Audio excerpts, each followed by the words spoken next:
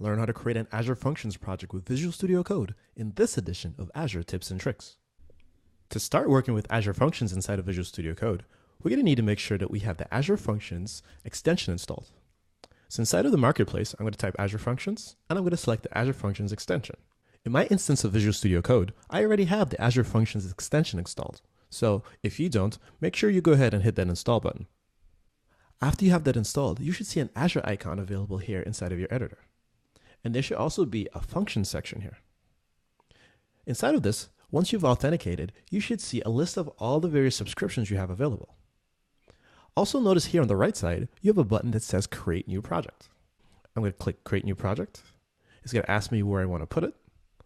I'll create a folder and I'll call this Functions Demo. I'll hit Create. Select this folder. Now I can select what language I want to use. So there's JavaScript, C# and Java available. I'm going to select C#. Now it's asking, how would I like to open this project? I'm going to select Add to Workspace. If I head back over to my Explorer, I should see my Azure Functions project has been created. Now, the next thing I need to do is actually create a function. If I open the commandlet and I type Azure Functions, I could go down to Create Function. I'll select the folder containing my function app and also the function trigger I'd like to create. This is going to be an HTTP triggered function. I'll just give this a name of Simple API, the namespace, and also the access rights. I'm going to leave this as anonymous for now.